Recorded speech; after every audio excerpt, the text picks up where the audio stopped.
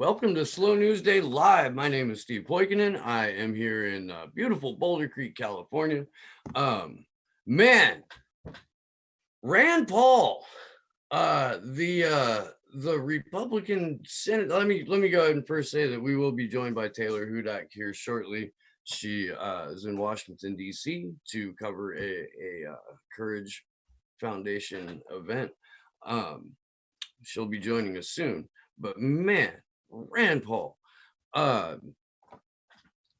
if you've been watching the show, you know that I don't spend any time at all on the impeachment madness because it's a manufactured shit show that is destined to end in the Republican majority led Senate dropping the fucking charges. Like there's no point. But some slicker than goose shit shenanigans took place during the impeachment hearing today by Rand Paul.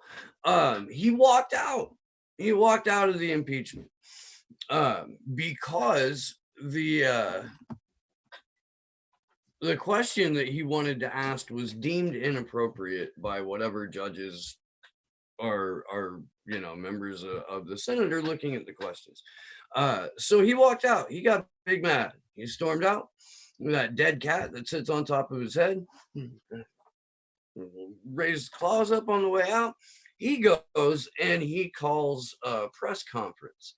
And if we could pull that up right now. By the way, Josh, who's been so kind to help with the Action for Assange Vigils, is running the tech portion of the show this evening. Yeah, if you could go ahead and grab the video, that would be killer. And let me know in the chat.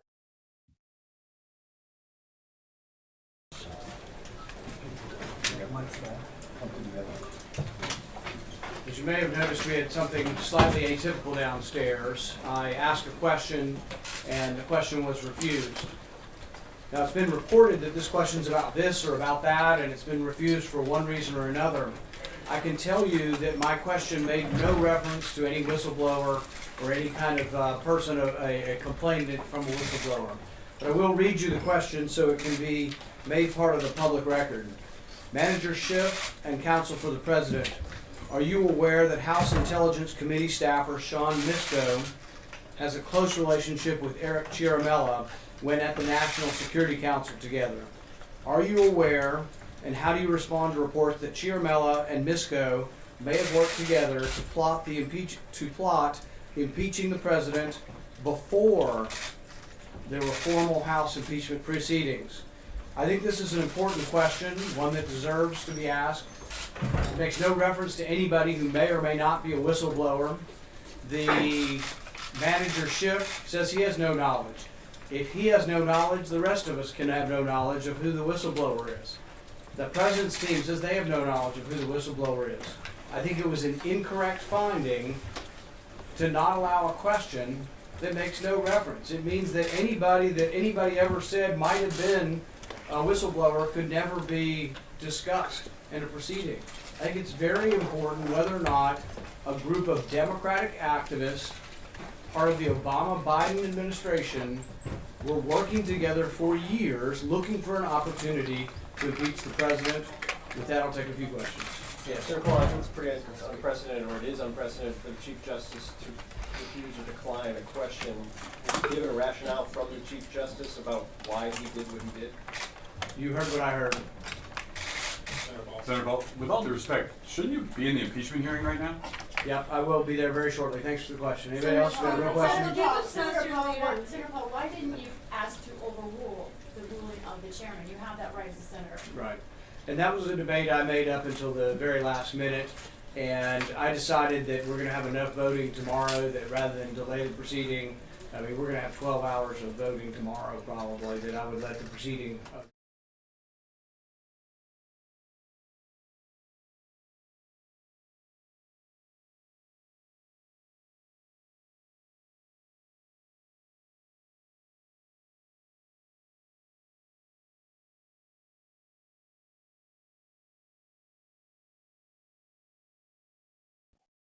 in case you, I'm sorry, I was muted there. In case you didn't catch all of that, we're gonna pull up Rand Paul's Twitter feed where he breaks it down again. Rand Paul, the question that he wanted to ask, and let me, I need to pull it up on. God damn it.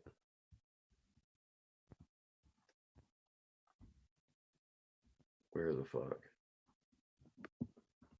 Of course, my computer wants to be a dick.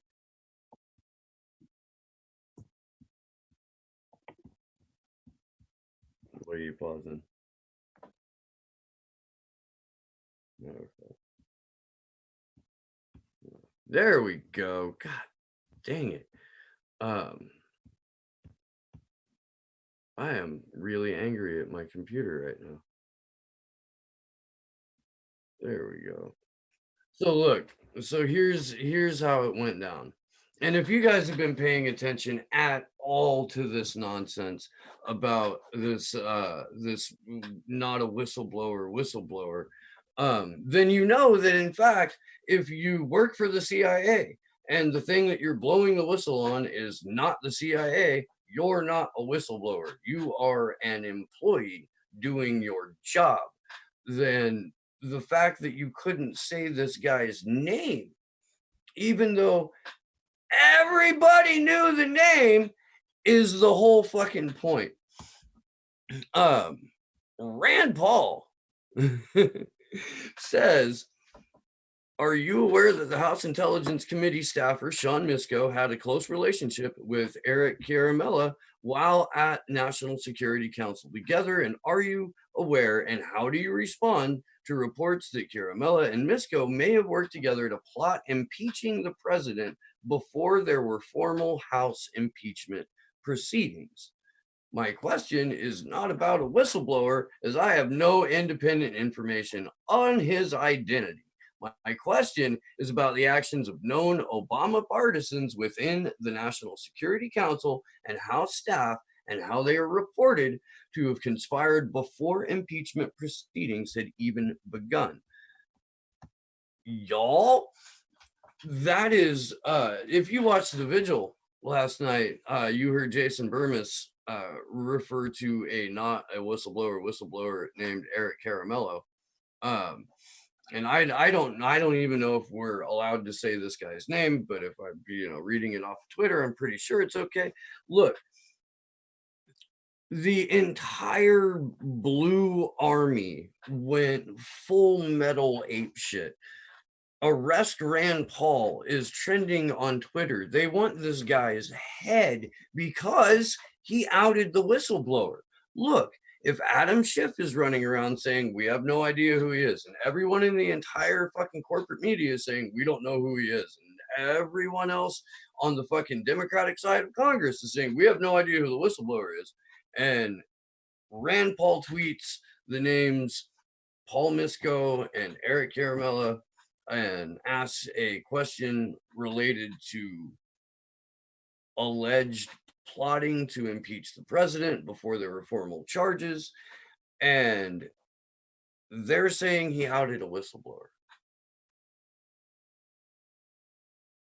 How do they know who the whistleblower is unless they already know who the whistleblower is?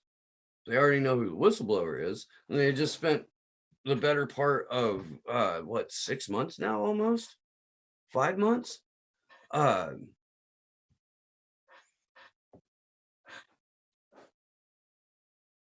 just bullshitting. Like I can't. It's fascinating that Rand Paul had the stones to do this. Good on Rand Paul for doing that. I'm not a big fan of Rand Paul personally, but man, when he's right, he's inarguably right. There's a lot of things that I don't agree with him on, but the stones on this guy to walk out and have that press walk out of the impeachment hearings, and then B, hold this press conference and say what he had to say. The reaction that's happened in corporate media is them all saying we knew all along who this not a whistleblower is, and we're trying to fucking play whatever political tricks we can in order to impeach a president who does everything in broad daylight that we all want done in the dark.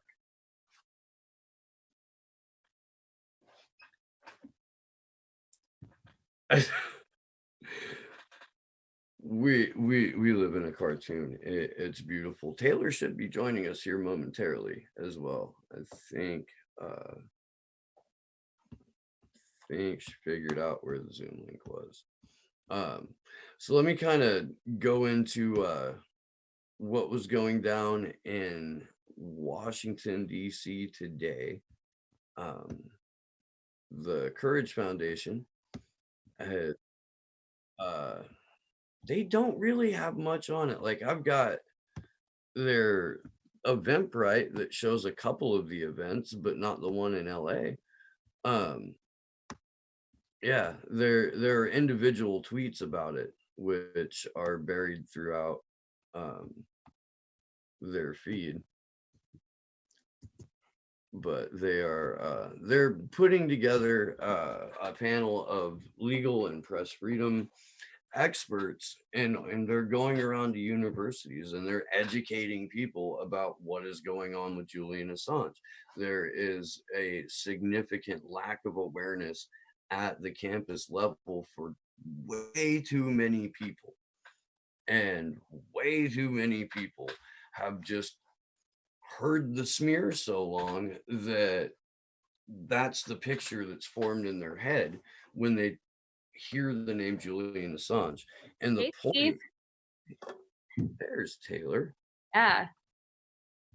So, are we live? Yeah, we're absolutely live. I just talked about the shit that Rand Paul pulled today. I don't know if you knew any, or you saw any of that or not. But I was trying to set up what was going on in DC. I'm glad you're here. Welcome back to the show, Taylor. Yeah. I'm pretty sure the audience knows you, but if they don't, Taylor is an independent journalist, and she co-founded Action for Assange with our co-host Andrew Smith. She's one of the Action for Assange crew. Glad to have you back, and please let us know how you're doing and what was going on in the nation's capital today. Yeah. Hey, it's always good to be here. Thanks for having me on. I'm just in my hotel right now.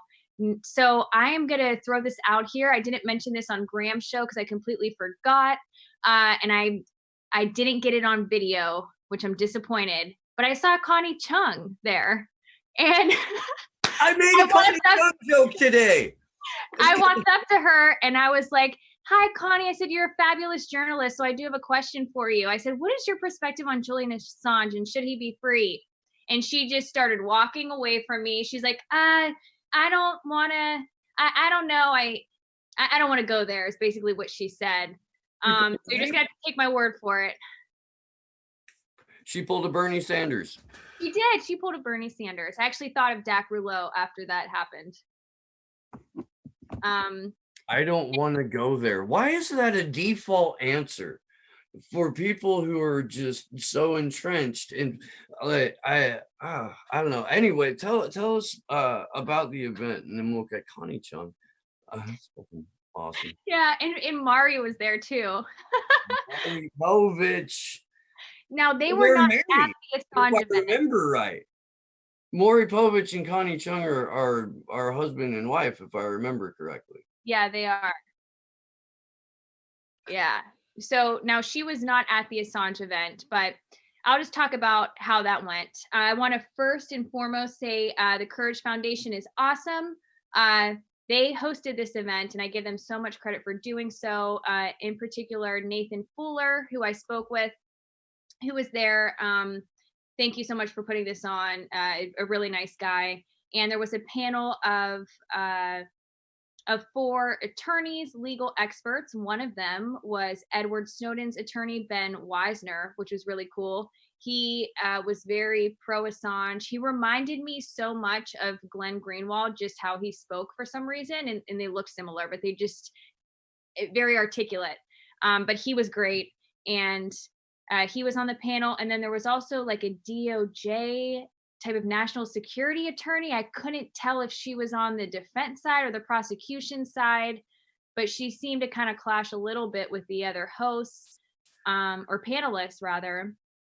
But nobody really got into the fact that we need to free Julian Assange. What they were focused on was discussing the legal ramifications of charging Assange and extraditing him to the United States. They did speak about the extradition process, and they said that it's going to be a little bit more difficult for the United States to do that and to extradite him here because because of the espionage charges that they piled on. They said it'd be much easier if they were to just have that conspiracy to commit computer intrusion charge. Ben Weisner, again, who is Edward Snowden's attorney, made the point to say that the conspiracy to commit computer intrusion charge is completely ridiculous. He called it incoherent, and he said that it sets a very bad legal precedent for journalists because in a digital age, it is something that journalists do very frequently, and many of us could be charged with that crime. And it's really disturbing, and I was happy to see that many people were in the audience were supportive of Julian Assange. That was cool to see. So the overall theme, at least on the advertising, was the persecution of Julian Assange in the future of press freedom. Did they give any kind of indication to the audience as what a future of press freedom looks like if Julian Assange gets extradited and sentenced to 175 years?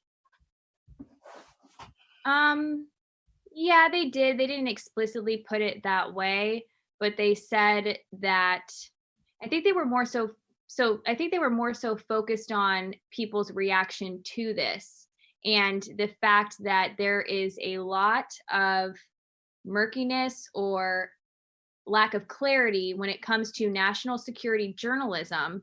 And Edward Snowden's attorney said that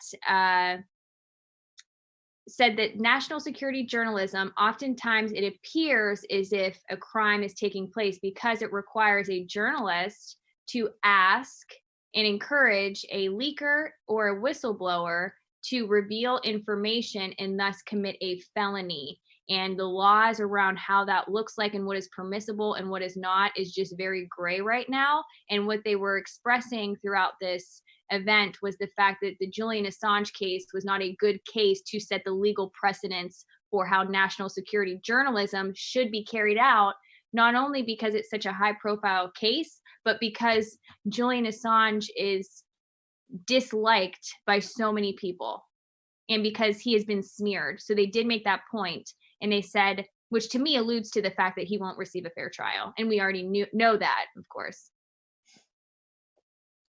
Was the audience mainly Assange supporters, or were there people that were just like coming there? I mean, this is a university setting, right? Or this is what the No, it's not. This is so let me give some backstory on where this was at. So it was at the National Press Club, which is, I think, a very like high level, prestigious place that the best of the best journalists, or not the best of the best, let me take that back. The most elevated I got to really backtrack here. The most elevated journalists in the corporate media that you see on TV would probably be a part of or be speaking at is that kind of place. It's like the kind of place where Jane Costa would tell a kid to shut the fuck up about Julian Assange. Yes. Yeah. Yes, exactly. That kind of place. You know what? Why don't you keep talking? I have an order at my door right now. All right. I'll be right back. Go handle that room service, dude. I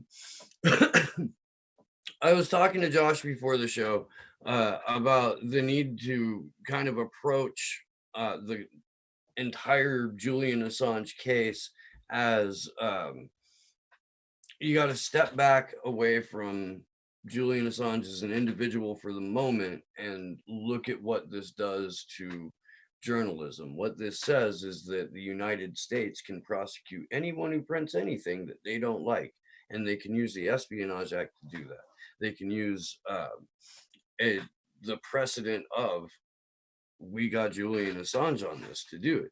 Now, they did have to spend the better part of a decade on a relentless smear campaign of just bullshit and lies. And if you missed the vigil last night, we played a clip from Rising with Crystal Ball and Cigar Njit, and this is from November of 2018, and they, in a minute, just under 2 minutes, run through some of the most vicious smears, and they're giggling like fucking, I don't know, spoiled teenagers about it, like it's a gossip show, like it's a tabloid. It's absolutely disgusting. So if you are on the Twitters, go ahead and let Crystal Ball and Cigar and their producer John Solomon, he's at J Solomon Reports, and the R in reports is capitalized. Let them know that they need to retract that. We have a call to action that's out on the Action for Assange website as well. Taylor, you were going to give us the backstory on the National Press Club and the kind of well-mannered yutzes that get appointed to that because they toe the party line. Yes. So the National Press Club, I would say, is definitely a place that would welcome and really foster corporate media voices, the Jim Acostas, the Brooke Baldwins, the Anderson Coopers, those people. That is my sense. So I was actually very surprised and very happy that they were hosting or allowing their venue to be used for this event, which was hosted by the Courage Foundation. So that is the type of place that it is. If you go upstairs, there's actually a bar up there. It's a very high class type of place, I guess. But they did hold this event, and I give them credit for doing that. There was a Washington Post journalist behind me, actually, which I was very surprised that he was there. But there was one, and he asked a question, but it wasn't anything that indicated that he supported or did not support Julian Assange. It was more just a specific question about the facts of the case, really. And in the audience, though, I did see a lot of support for Assange. One of the most astonishing things that happened, though, tonight, as far as audience interaction with the panelists, was the panelists, this one woman, she was the one that worked for like the DOJ or a government entity, said that Julian Assange did not redact names in one of the reports, which we know is not true. It was in fact the Guardian that did not redact names in a report. And an audience member who asked her a question about this actually had to correct her on that statement. So that was really stunning to me.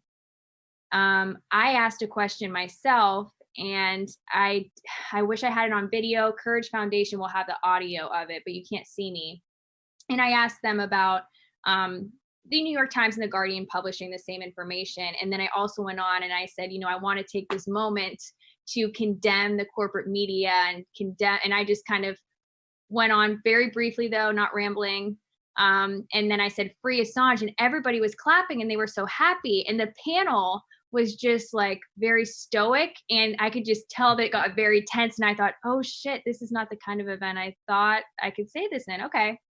Oh, so, no, you say that at that event. That's exactly what you do. It's what you should do, but I didn't know that it would be met with a little bit of tension, because I could tell it got kind of tense, and they couldn't believe that I said that. Fuck them. Yeah. I think they were very shocked that I had said that. And everybody clapped, which was cool because it showed me that there was a lot of support for him in that room. And I was happy to see that. So that happened. And then shortly after they wrapped up their responses to my question, they said, okay, we're only going to allow one more question. And it was 7 o'clock. it was 7 o'clock. The event was supposed to last until 8 p.m. And I was like, what? I had more questions I wanted to ask about Nils Melzer. I kept raising my hand and they were just not having it. They didn't want me to talk again. So I wish that it lasted a little bit longer and that they would answer these questions. But overall, I'm happy I attended. So there's one February 15th. Did I ever put this link in the chat, Josh? Yeah, I did. Okay. Let's go back to that then. There's one Saturday, February 15th at CUNY School of Law in Queens. There's February 9th in LA at the UCLA School of Law. There will be a panel as well. I am not looking forward to driving. It's rough, yeah. Was it the kind of event that you brought a camera, you could have live streamed it, do you think? I'd like to do that if I can get away with it. So I asked them about filming. I just went, which I feel like you wouldn't do that, Steve, but I feel like you just film it. I did ask them. I asked the guy, I'm like, can I, film here? And he was like, yes, you just can't live stream. Oh, okay. Well, that's cool too. As long as I get footage of it. If that's the case, maybe I could set up a camera or record. That's what I did. I recorded it. So you could hear them talking about this stuff and you'll be able to pin. I'm not even going to tell you what lady I'm referring to that really didn't like what I had to say. Just watch it and you'll figure it out. What to tell. But yeah, and then, I was talking on Graham's show and he said, is it possible that this person was planted there to actually say that? And was like purposefully said that to instill doubt in some people? And I think that's a potential thing that they could do. Sure. I mean, look, it's been a nonstop smear campaign with multiple intelligence agencies, multiple people in government, multiple media outlets. With that kind of saturation, you are going to want to guarantee that narrative continues, especially in an event where they're discussing the legal aspects of the case. Did they bring up UC Global at all? They did. They brought up UC Global very briefly. I do believe I have video footage of that. And, but again, it was very brief. And what they said was that there was alleged spying and that we don't know for sure. And I thought, wait a second. And even I'm very animated in my facial expression. So I was just kind of like looking like, what the heck, and shaking my head. And I could tell that there was actually some feeling of disagreement among some of the other attorneys who were on that panel. But I was surprised that they were not claiming that to be fact, because it is a fact and we know that, and there's a trial going on right now. And so I was surprised that wasn't touched on more. I was surprised that Nils Melzer's findings weren't touched on.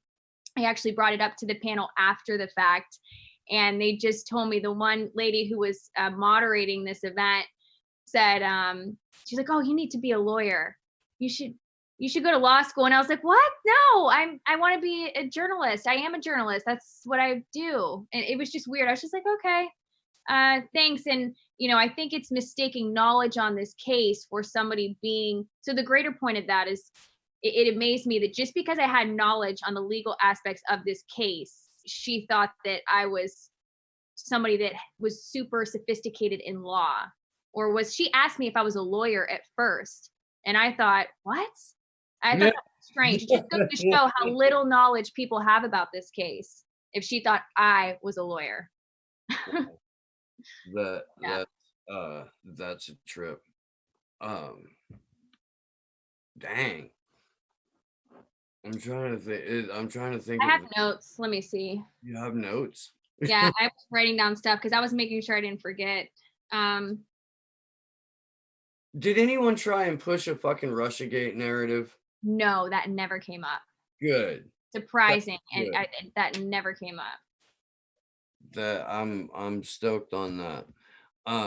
They Did did talk about, talk about Chelsea at all?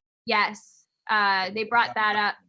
Oh, you know what they did that I thought was, and this is unrelated, but they referred to Chelsea Manning not as Chelsea when referring to her actions that took place years ago. And yeah, that's something that you're not supposed to do. It's Chelsea now. It's Yeah. she, and that's a fact, and that's how you reference her. So that was surprising, but they did bring her up, and the leaks, because that is obviously inherently connected to this case. And another thing they were talking about too was how this conspiracy to commit computer intrusion charge made it very easy for people in the corporate media to kind of separate themselves from Julian Assange and say, oh, I wouldn't help a hacker or a leaker or a criminal to steal their identity. Yeah. Yeah. No, that was something that Patrick said yesterday.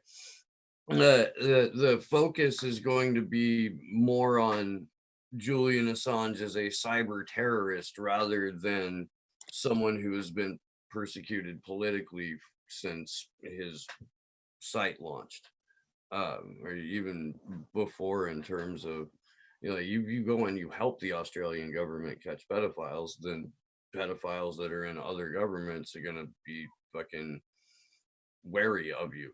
Mm-hmm. And we have those. So, Yeah. And also too, they spoke about, oh, I just lost it. There was something else that they talked about that I thought was really interesting. I'm trying to remember.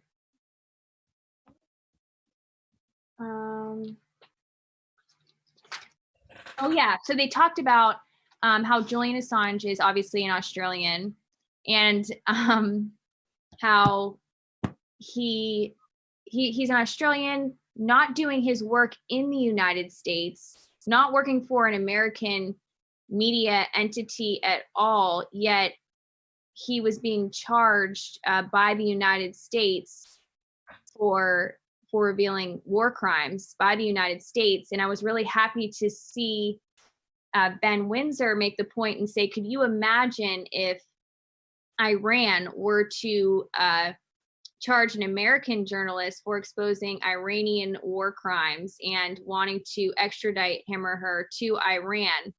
And he made the same claim for Russia and China. He said that is not at all talked about. And he said this, if this case follows through and Assange is tried and convicted, it will make that a legal process. That will be an international precedent. Yeah, it'll be lawful to do that. And he was very disturbed by that, and he was surprised. He expressed that he was very surprised that people weren't addressing that more frequently. Yeah, that's one of the aspects. The other is saying there's no way that this foreign publisher will get First Amendment protections. He's a foreign publisher. Like, you don't get it's nuts, because not only does that apply on an international level, but the entire independent media in all of the Five Eyes countries is fucking done. Like, this channel gets heavily suppressed. Gordon's channel's being heavily suppressed.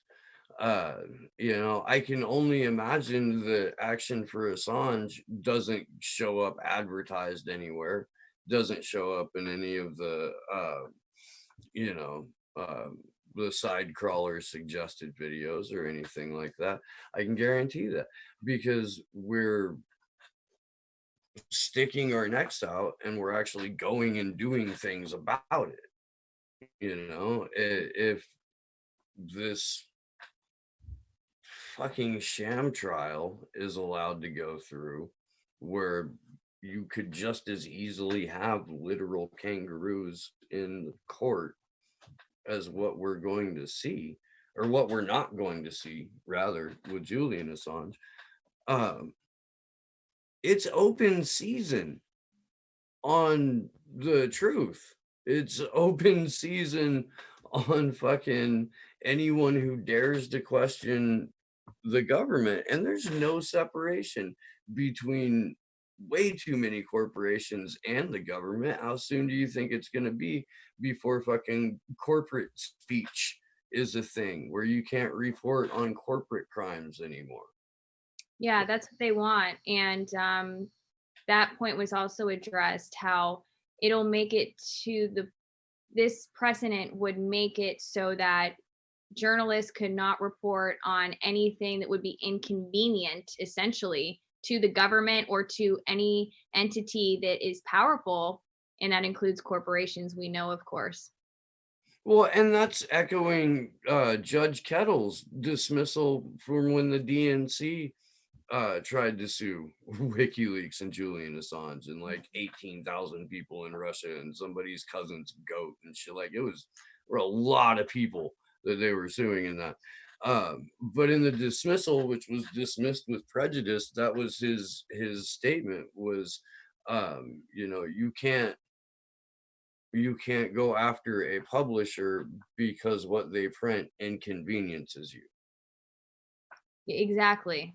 You can't do that. That is completely contradictory to the purpose of why we have we don't have a free press, but why we like to think we have a free press, I guess, or why originally this country was intended to have a free press. Well, and look, I mean, we've only had all of the Bill of Rights has been applied selectively, all of it, every single thing in it. As we get more of this censor happy shit, where if you don't like that thing that they just did on Twitter, did you see that shit? Where like if you're giving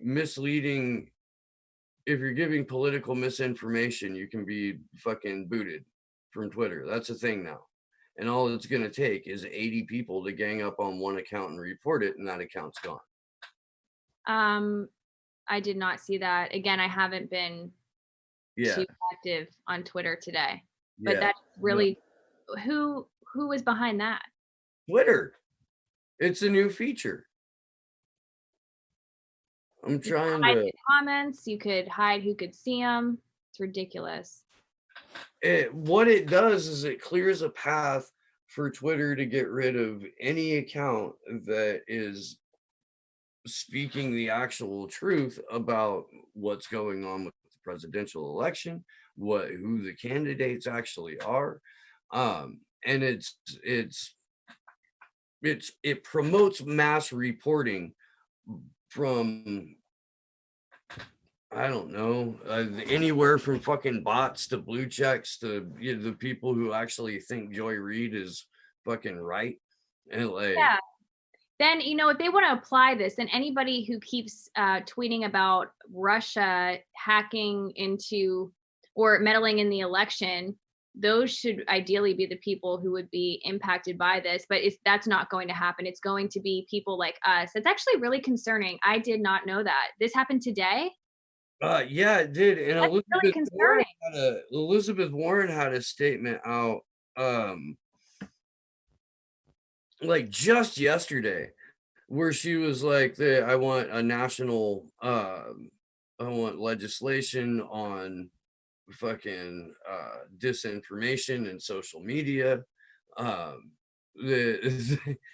Jimmy Dore quote tweeted it, I think. I'm trying to find the original. Oh god. So she is the one that is, so she actually tweeted about this then, this disinformation thing. Yeah. It's amazing for somebody who has lied repeatedly. Disinformation and online foreign interference erode our democracy, and Donald Trump has invited both. Anyone who seeks to challenge and defeat Donald Trump in the 2020 election must be fully prepared to take this on. And I've got a plan to do it, says Grandma Oatmeal. And she's got a fucking proposal for fighting digital disinformation. Today I'm That's frightening. That's Yeah. that's frightening. Fighting digital disinformation. Yeah, and 24 hours later, Twitter has this feature where political disinformation is now something that can get you fucking mass reported and booted. So if any one particular fucking blue wave or red wave army, red team, blue team, decides they want to take somebody out, all they have to do is mass report them for political disinformation. Hmm.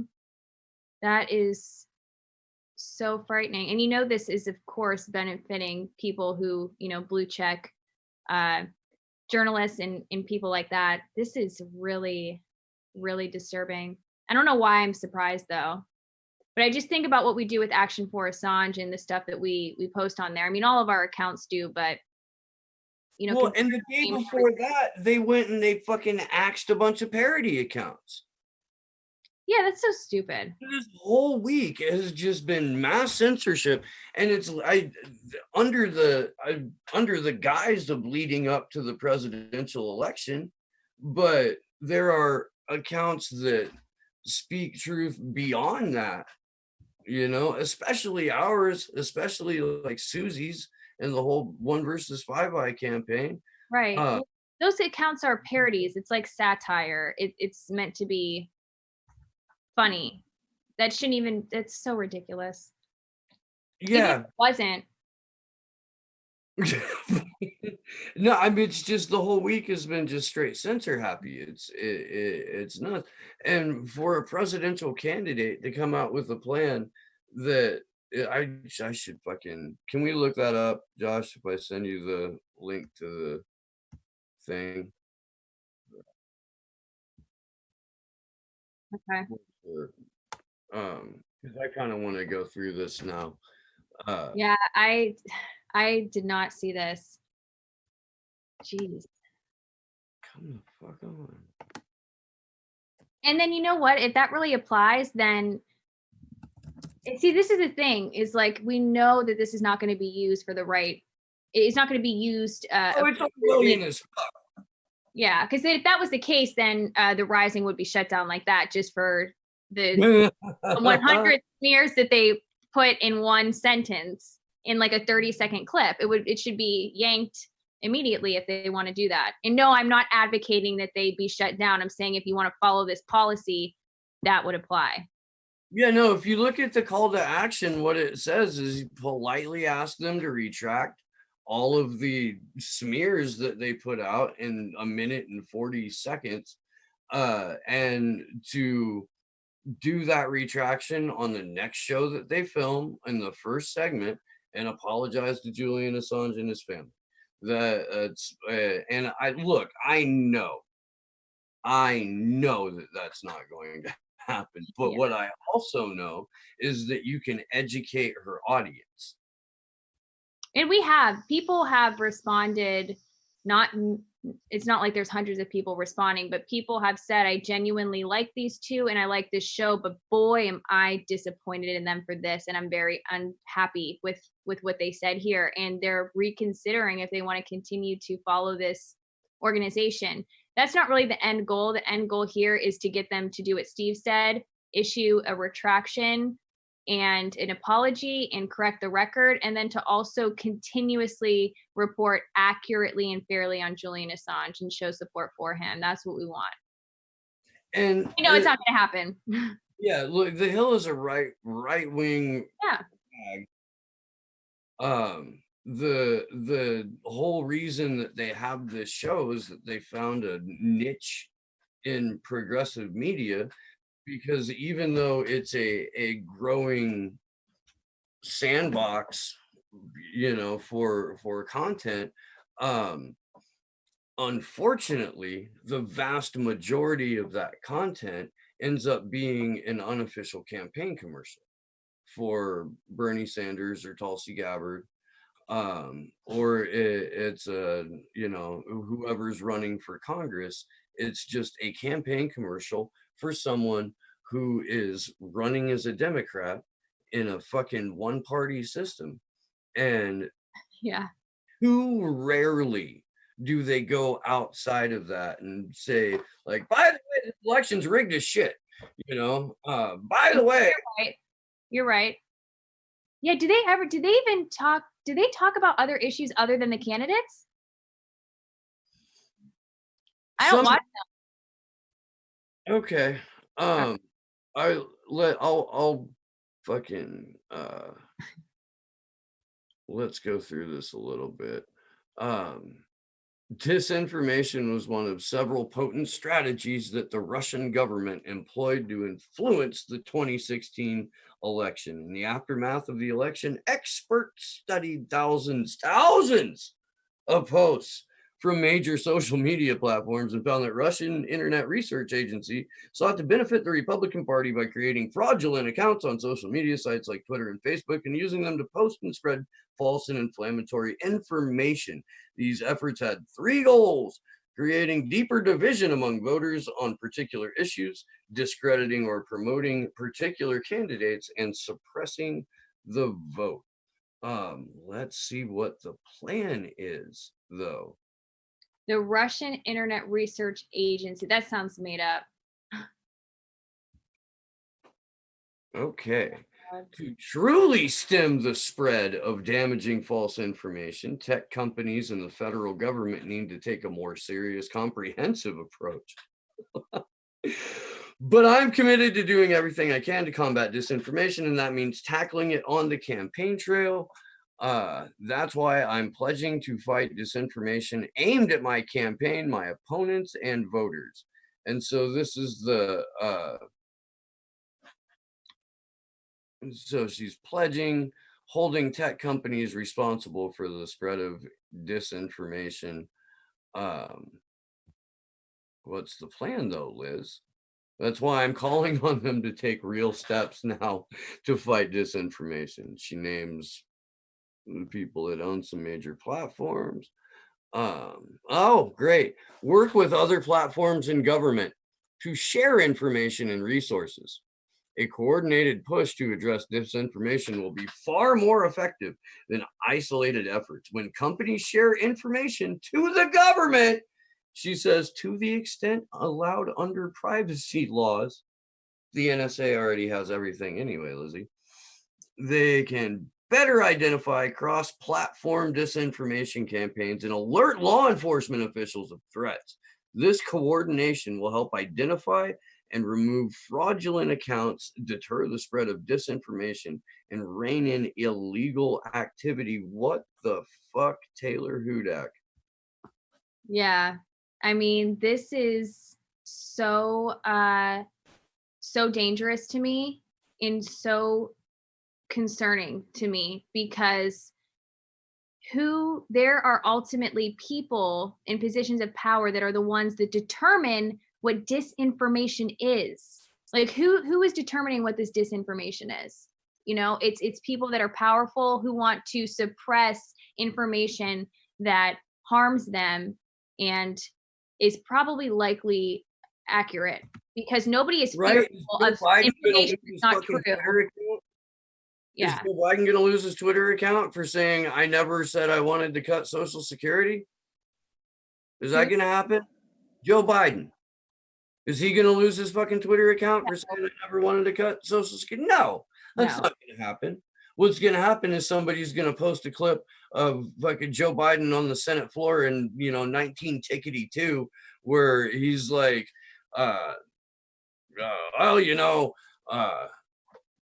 you shouldn't have to. He's made some reference to like old guys beating up a colored gal in a fucking speech on this. And like, if you were like, Joe Biden is a racist, and here's why, you'll get your account flagged for political disinformation. It shows that there's a real fear here, because nobody is fearful of information that's not true. I guess you would be if you know that it can cause harm, but stuff that's just outright ridiculous isn't going to cause harm. It's not going to gain any traction. So this is clearly intended to attack and try to silence people who spread truthful information, because again, you're going to be afraid of things that are actually true and that coming to light. So this is really disturbing. It bothers me so much that people do not see this and aren't outraged by it. I don't get that. And I don't expect the ultra powerful people and those in the media to be shocked by this or to be outraged by it, rather. But people that are voters, like, why can't people just look at this and see that this is not a good thing? So look, there's another point where she says create clear consequences for accounts that attempt to interfere with voting. One of the most harmful forms of political disinformation on social media is false information aimed at keeping people from exercising their right to vote. Facebook and Twitter have focused their efforts on banning fake accounts and identifying foreign interference, but not all disinformation comes from fake accounts or foreign interests. Social media platforms should ban accounts that knowingly disseminate false information about the time, place, and manner of voting. The fucking Clinton campaign Yeah. if you went to their website on election day to look for your polling place, they had a whole list of polling stations. If you went to california.gov and looked at where your polling stations were, the Clinton ones were added onto the other polling stations. Like, there were Clinton only polling stations. Yeah. I Like, mean, the fucking when George Bush was running, Karl Rove had a bunch of mailers sent out all over the South, and it was telling them exactly where and exactly when to vote and how to get there. And there was a number that you could call for a shuttle bus, and it was the day after election day. really? Yeah. Yeah. Jeez. Fucking- Dude, you think this shit's dirty now? Like, they Yeah. were dirty, dude. The Bush crew was just filthy fucking scum. Oh my God. They had some of the worst people on the planet in that administration, and they were all fucking spook holdovers from Daddy's administration or brand new psychopaths. Like, it was wild. Yeah, that is really calculated, to be honest. Karl Rove got his start on Nixon's campaign. And He's the one that always has like the he like looks like, whiteboard, or is that somebody else? that's Robert Wright. Okay. The guy that draws the cartoons and kind of makes a fucking pro Bernie Sanders argument, but won't actually come No, out. I think this is a right winger that doesn't draw cartoons, but they try to like make points and like write about, like, make bullet points. I don't know. I thought it was Karl Rove. Oh, Karl Rove kind of looks like if you took a potato and you stuck some glasses on it, and then you somehow made it supremely evil. That's basically Karl Rove. George W. Bush's nickname for him was Turd Blossom. But you got to start in the Nixon administration. He fucking just jumped right into political dirty tricks like it was giving him life. In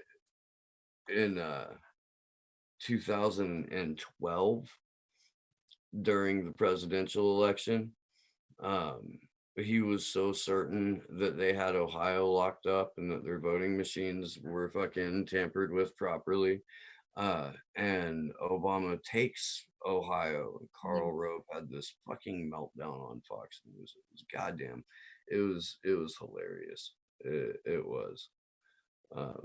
That guy's a piece. There's a comment in the chat saying a 12-year-old girl at a Las Vegas computer convention broke into our election technology. Well, that's why we've got what is it? I gotta look that up. There's an election or election software company that comes out of Israel, and the people that founded the company and most of the employees, at least at the home office, are all graduates of Israel's Unit 8200, which is like our NSA but on steroids. That's interesting. It's all interconnected. It's all connected. I think it's Cyber Shore. You know what? Esteline just said here, Taylor, are you thinking of Robert Wright? I don't think so. It's not a Bernie person. It's a right winger. I really do think it's Karl Rove. But maybe I'm wrong. I don't recall Karl Rove being a big white black. He could have been a big whiteboard. I didn't really participate too much in the 2012 presidential election. I wrote in Cynthia McKinney. That was like the extent of my vote there. Where's the goddamn thing? Whitney Webb. Cyber Reason, that's the company. If you go to Mint Press News, Whitney Webb is in the middle of a series about Cyber Reason and the role that they're potentially going to play in helping steal the 2020 election. I want to get this out now because we're not on the vigil, and I think my audience is a little bit more used to this. But I had a Bernie supporter flip the fuck out on me the other day and kind of walk through every conceivable. Is it her? Yeah. Okay. I think that's in defense of why Bernie won't discuss Julian Assange, and it was like watching someone regress in real time, like watching them revert to infancy. So funny. She ended up blocking pretty much everyone in that entire thread. It was pretty funny, but the point is, this argument is made a lot that, oh look, Bernie can't, he couldn't say anything in favor of Julian or WikiLeaks coming out of the 2016 election because they got to him. He was compromised. He had to come out and say vote for Hillary, and that gave him a fighting chance to do it again.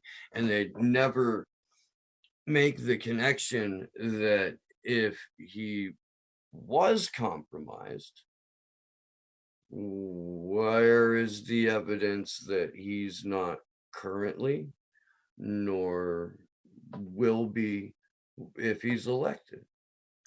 Like that leap doesn't get made. That's because his base of supporters, you're talking about Bernie, right? Yeah.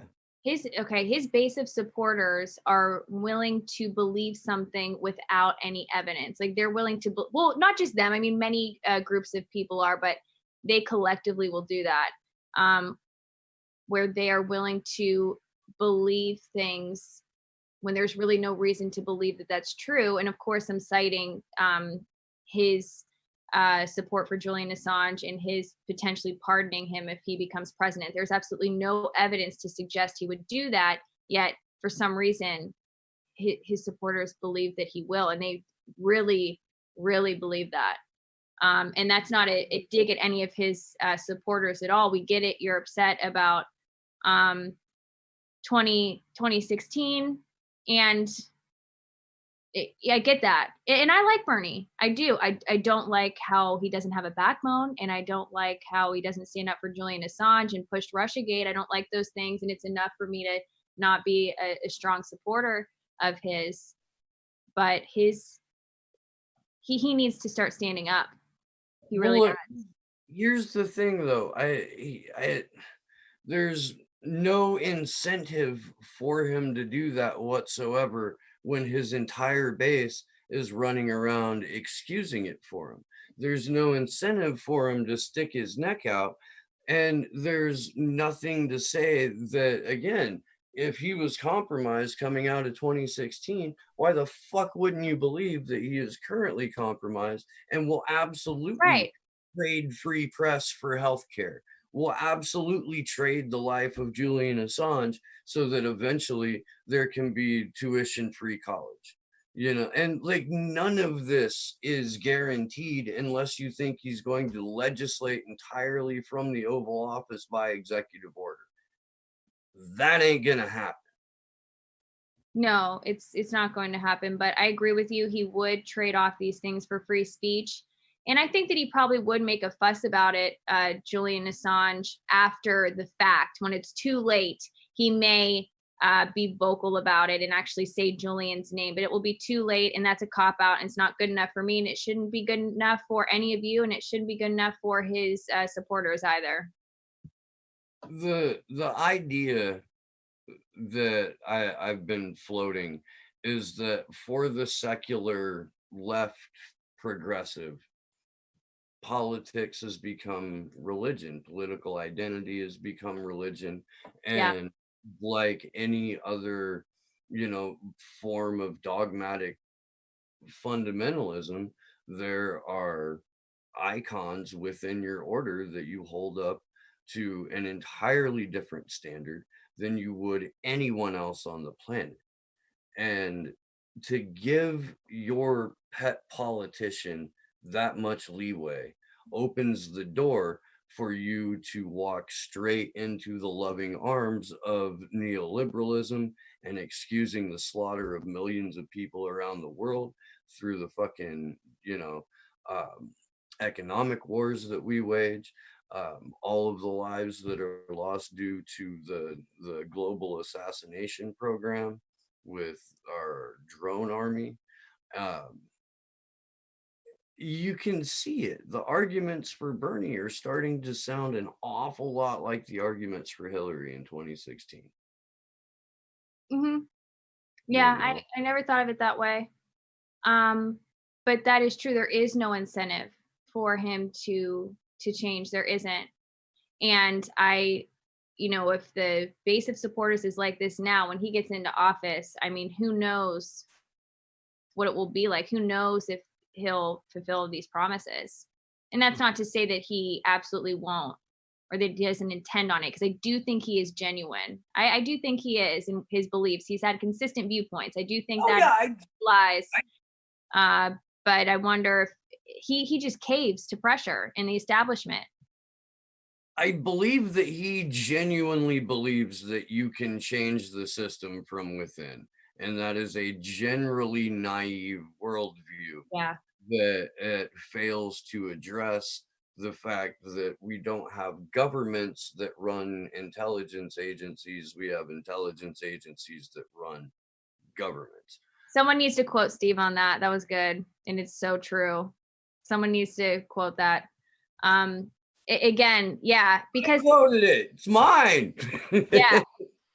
Essentially, all the politics that you're seeing on television or in the media, I think this audience isn't getting their news on TV, but all that stuff you see just in the public sphere is really a show.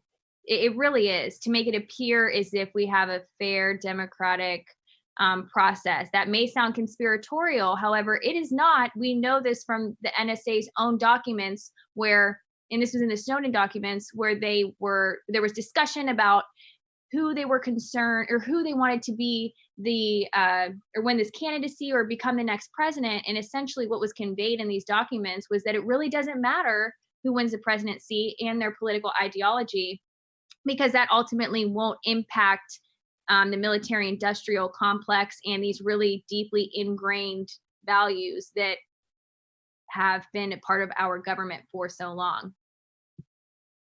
Yeah, absolutely. I got a $5 super chat from Costello. Thank you, man. You are consistently supportive, and I appreciate you. Kim.com was going to make a better Twitter a couple of years ago. If we heard anything about that, it's supposed to launch this summer. Really? On social media platform. Yeah. That's cool. So look for that. I'll definitely be covering that, and I would like to be a part of that platform. I think that would be so much more relaxed than censor happy Twitter, censor happy Facebook. Um, I wanted to last night, and I barely touched on it, cover the World Socialist website article on AOC and ESA. And I think that would be a good transitional thing to do now if we can pull that article up. Because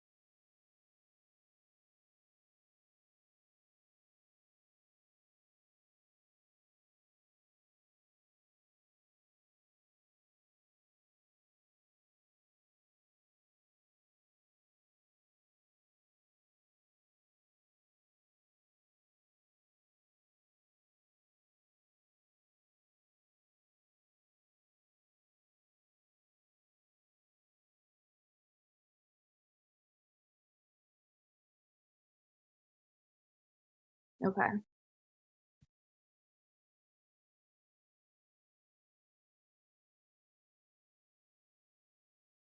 It's okay.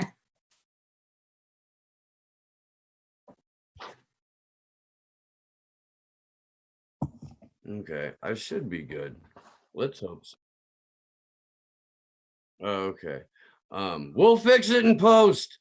At any rate, AOC got big love for talking about how in any other country, her and Joe Biden would be in a different party.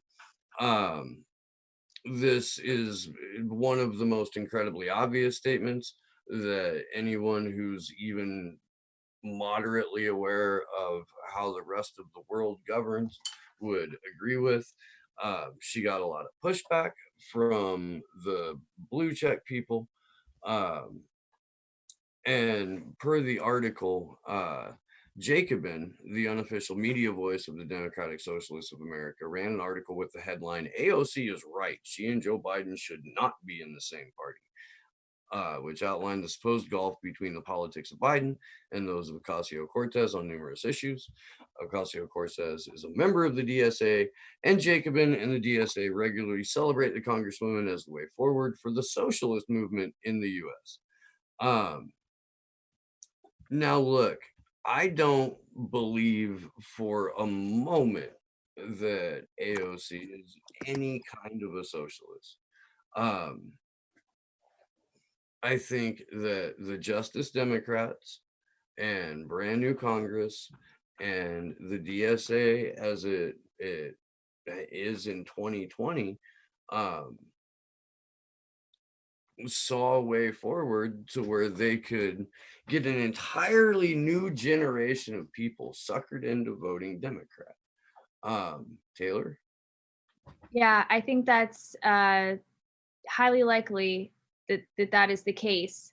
I will say, her support, I would feel more strongly on that if she were to go ahead and support Warren, and her taking or not taking any corporate money kind of helps her case in this a little bit. However, at the same time, that still could be used to get enough traction from people to then flip them in another direction, if that makes sense. We'll see how she is and how she votes. She's still very new. To me, what struck me as being sort of odd was that she became a superstar so quickly.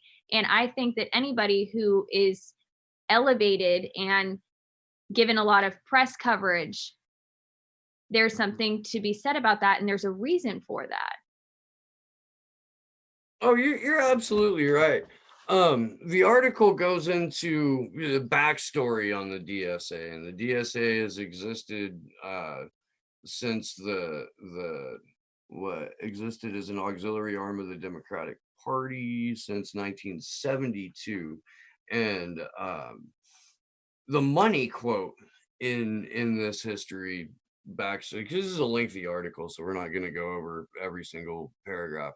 But the money quote is, in reality, AOC, like Bernie, is playing a critical role that has long been assumed in different forms by supposedly left organizations and individuals within the Democratic Party, namely channeling social tensions and opposition behind the oldest capitalist party in the US.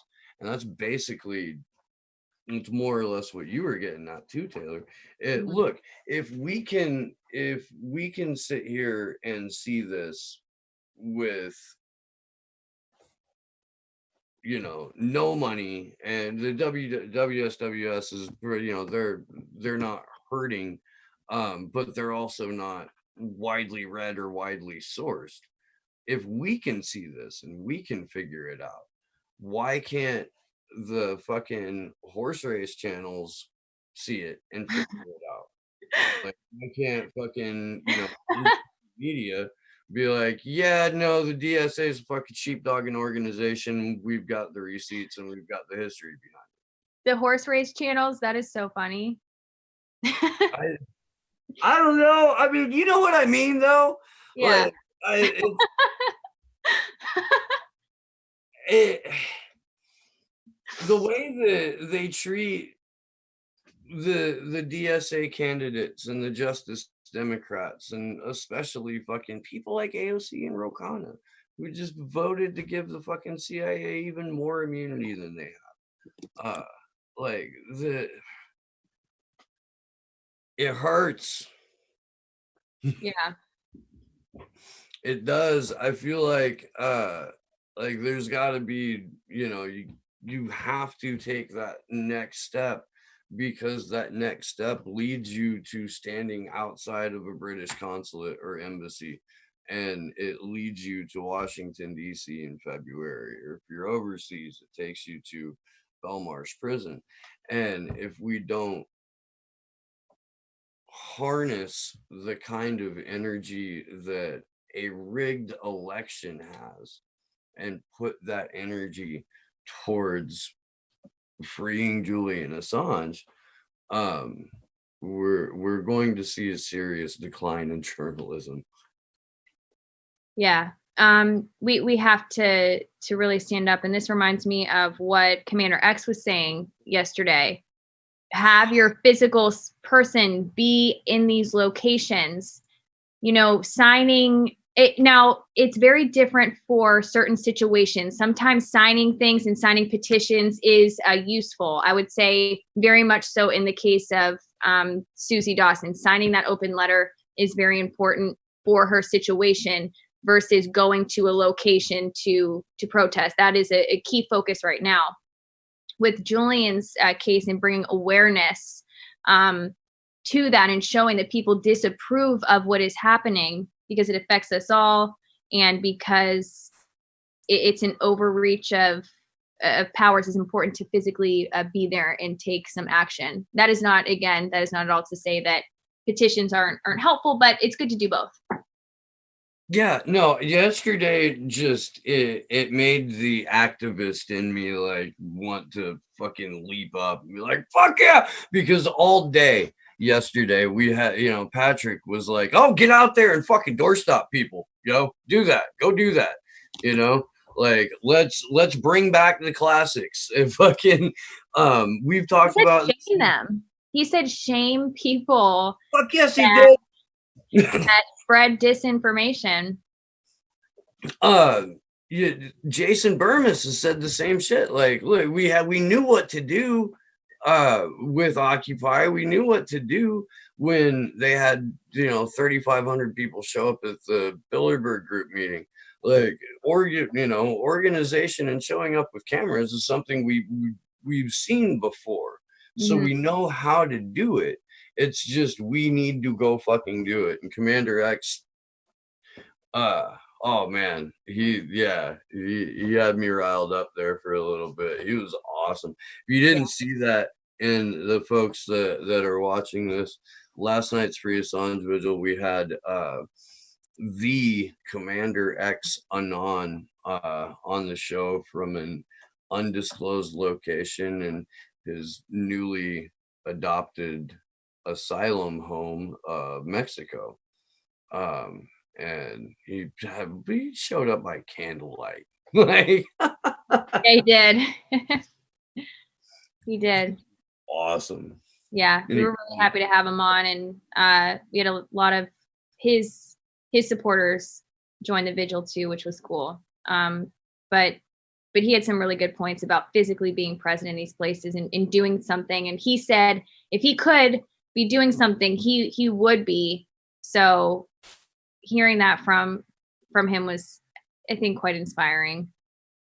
Simon Crawford in the chat, I think we need to canvas information. The church does it for a reason. Yeah, no, we were talking about that. We were talking about setting, organizing like door knocks and leafleting, and Commander X talked about like, oh, we'll go leaflet an entire town. That takes organization. And Simon, if you want to be a part of that, Action for Assange or Proton Mail. Yeah. And that's FOR, Yeah. Action for Assange at protonmail.com. Our email, we made it early on when we created this before we had the number 4 in there, so we just left it. Yep. Well, I'm gonna go ahead and wrap up. I want to thank Josh for running tech on this. I'm sorry about the audio glitch earlier. I will beat him for that. There will be blood. Taylor, thank you so much. Thank you for going out to DC and for going to cover the event. I look forward to seeing what you shot, and I imagine you're gonna write about it, and if not, you should. And any final thoughts? Josh, do you have any final thoughts? We should give Josh a fucking Yeah, we should. a moment. Okay. Okay. So I will be posting tonight. I'm gonna do it tonight. The footage that I shot at the event that the Courage Foundation held. It was just the name of it, I believe, was just the prosecution of Julian Assange impacts on press freedom. I interviewed Assange's attorney. I have footage of just the various speakers discussing the certain issues at hand here in this case. So do watch out for that. I'll put it on Action for Assange. I will be writing about it and writing about my experience. And I just want to thank you, Steve, for having me on to talk about this. And thank you guys for all of your support. And you guys are great. Thank you to everybody who has helped contribute to our funds to go over to London and DC. Very grateful. And make sure that you sign that open letter for Susie Dawson. She's our friend, our colleague. Help her sign the open letter at protectsusie.com/open letter. Share that link on social media. Share the 1 versus 5I videos on social media. Talk about it with your friends. Put it out there. Thank you. Oh, and I'll add to that too. Follow Elizabeth Mueller on Twitter. She is a fountain of information. And she has joined a couple of the episodes in the 1 versus 5I series. Yeah. Thank you all for hanging out tonight. It's been a blast. This has been Slow News Day. I'm Steve Poikinen, and good luck to us all.